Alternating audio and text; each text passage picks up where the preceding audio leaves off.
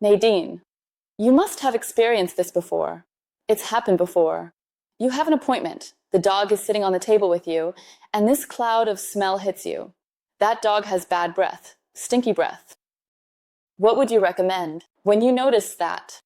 So, I always recommend paying attention to the dog's oral hygiene. So basically, you should regularly check the dog's mouth. You also have to train and teach the dog that from the very beginning. But can he do that? It's really more of a recommendation. Check your dog's mouth regularly. When a dog has really bad breath, it always indicates an overgrowth of plaque bacteria. At first, plaque bacteria form light deposits on the teeth, and if these deposits are removed, these deposits can harden into really stubborn tartar. This tartar can then affect both the tooth and the jawbone, as well as the gums. In that case, we're already talking about periodontal disease. And that's also what you're kind of describing. It smells absolutely terrible. Is there already a certain degree of plaque or tartar present? Then usually the only thing that helps is a professional dental cleaning at the vet, which unfortunately always has to be done under anesthesia. That's why I always recommend from the very beginning to pay attention to the dog's oral hygiene and dental care. Here you have several options. On one hand, just like with us, I can regularly brush the dog's teeth with finger brushes or suitable toothbrushes. However, that always has the downside. Plaque bacteria regenerate every 8 to 12 hours. That means I would need to brush the dog's teeth at least once, better yet, twice a day.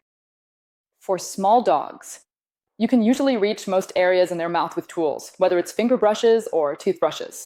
Not all areas in the mouth. And it's the small dogs that tend to have dental problems much more often than larger dogs. But even with larger dogs, it's just as tricky.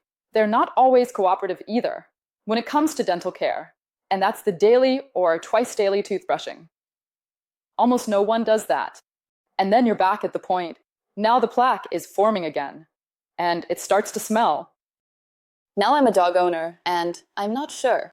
So we see it every day that people are really unsure. Does my dog have dental problems now? Yes or no? If I come to you now with the dog, how would the groomer be able to tell? Okay, so this is already tartar, or does the dog have an infection? Can I ask you about that? Yes. It's like this if the dog has heavy plaque. You can see it with the naked eye.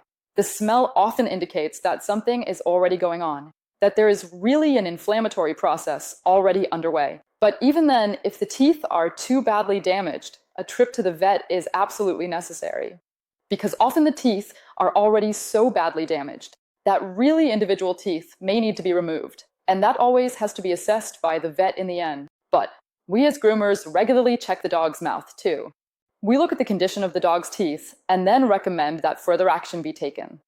Or, please take them to the vet because it's 5 minutes to midnight or already too late. Absolutely, but you can point out that something is already there. If I'm not sure right now, yeah, and we notice that.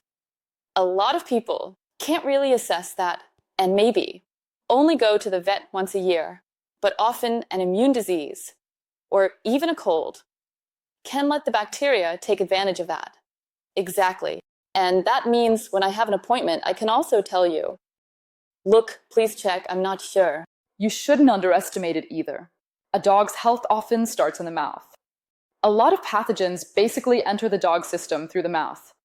They basically enter through the mouth and enter the body that way, causing issues similar to what we experience. People who have dental problems and inflammation over a long period of time that can affect all sorts of organs. And it's exactly the same with dogs. Okay, thank you very much for that. Thank you. Then, we'll ask our experts in the future.